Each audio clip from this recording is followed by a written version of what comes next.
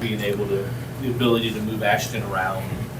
What have you seen in fall camp and the other day that you like about it? And it looked like he is very successful when you can move him. It's just that you can't zero in on where he is exactly, and you got to work a little bit to find him. And you know, back in the day, we would put the 3 one way and the 1, the 3 technique on one side and the 5 another side, and then kind of ensure single blocks. So all those things factor in.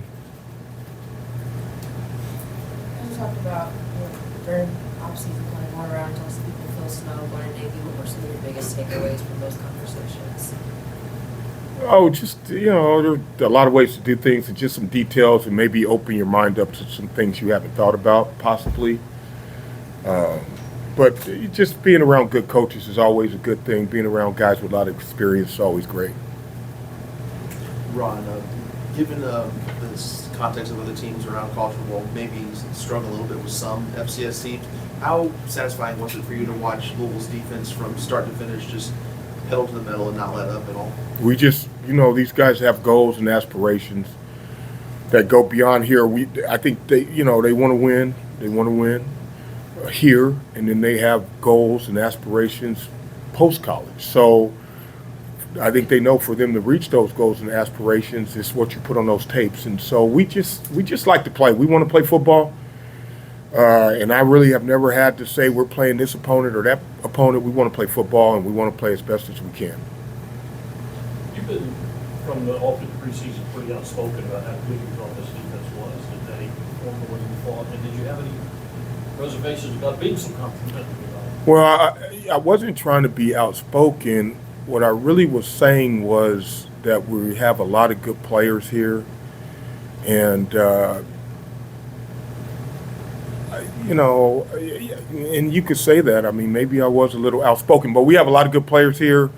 I just told them before the game, I want to see you strain. That's what I want to see. I mean, if you want to be great on defense, you got to strain. Now, if you want to be average, you can just kind of move around. But if you want to be great, you got to strain. And I thought a lot of guys strained on a lot of plays.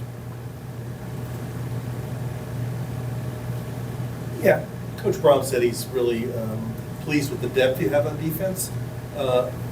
In a perfect world, how much would you play the first team and the second team? How much would you want to give guys blows during the game? I don't look at it like that. We just want to now we have a couple players where there's a lot of separation, I think, but it's not more than 2 or 3 guys. So because the guys are so close, we want to keep them as fresh and healthy as possible because it's going to matter. And so we just want to play them. We want to make sure they get the reps. Jeff spoke a little bit about planning for Rich Ryan's offense. What's that look like? He's a forefather of the offense. He's a forefather of the of that system. All the gun run stuff, and he's proven years and years to be successful. So he's going to challenge you in a lot of ways. Your discipline, are you sound? Did you put your guys in the right position? They're going to be conflicted at times where they have to do exactly what they're told to do. And the coaches have to spend a lot of time making sure that we are telling them the appropriate things in terms of assignment and alignment. Going back in spring, are you challenging DJ Capers to do more, push himself? It seems like he really took that challenge to heart. Obviously came out there and had the interception this past week. How have you seen him grow between now and then? And how have you seen him continue to push himself? I think he's 18 now, so that's part of it. But to be honest with you, I think that was whenever it was when they first asked me that question. But I mean, TJ's, I like him. I like him a lot. I like the way he plays. He's grown up. I mean, he was young, young. And he didn't understand that when we ask you to do something, we expect you to do it. Okay? It's not negotiable or any of that. So he's doing that now, and I'm happy for him, and the players are happy for him. They like him because he likes football. And he's fun to be around, and he's unselfish, and so it's good. The secondary, a lot of guys make plays at different spots on the field. McDonald had a couple sacks. Your thoughts on how the rotation went? They seem to kind of thrive off each other, and your thoughts again how the rotation. Yeah, they like each other. I think we haven't had any issues in terms of selfishness, and I think they just want to win and they want to play well. And, you know, a lot of guys made plays, which they should. You know, we got a lot of veteran guys, a lot of old guys, so they should make plays. But I was happy with that and just happy with the fact, and we just charted, you know, especially in the secondary, we charted, man. We try to keep it as close as possible in terms of rep count. Ron, what did you see once Travell got here?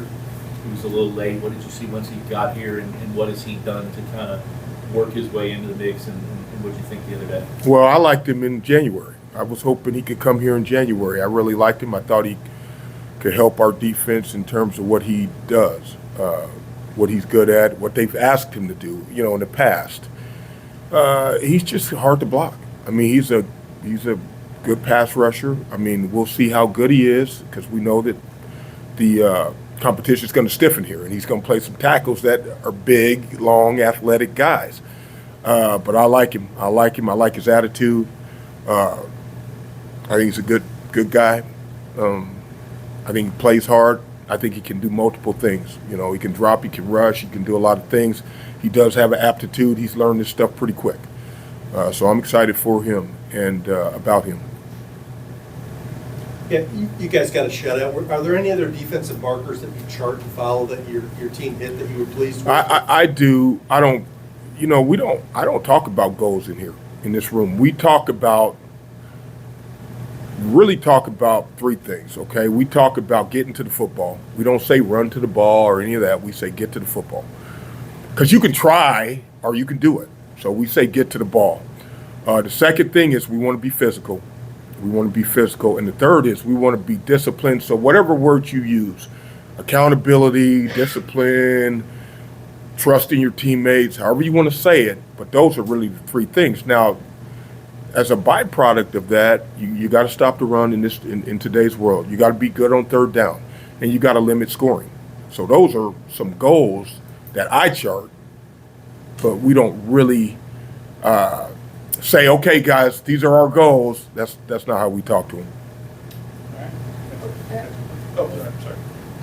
Stan Clark was the only underclassman to start on Saturday. What have you just seen from him, and how has he been able to progress so far? He's been lights out the last 2-3 weeks. Unbelievable. He's practiced as well as he's practiced since he's been here, and he needs to. We're counting on him. He's our Mike linebacker right now, and we're counting on him to be a really good football player for our team in a lot of ways. He's got to be mature enough to communicate. He's got to get lined up properly. He's got to make football plays. He's got to stay locked in. So I'm pleased with him. He was one of the first guys I met with when I came here, and I didn't know that he and his mom were really evaluating whether they were going to come here. And we met right here in this room and watched football and talked football and got to know each other a little bit. So he's kind of like, you know, one of my little babies, one of my, you know, my firstborn. But the thing with Stan Quan is he's just still maturing. But there's going to be a day when he is mature, and when that happens, he's going to be a problem for people. Just to follow up real quick to that, I guess how do you balance those expectations with still kind of understanding he's younger and so mature? We don't try to understand that. We try to say this is what we need you to do, and we press. And we got great kids here, great young men. They let us press them, but we press them. We press them at all times because our goal is to help them reach their goals, and their goals are big.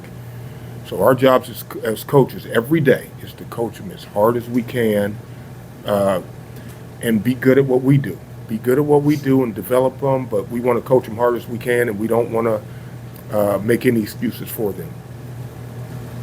Thank you.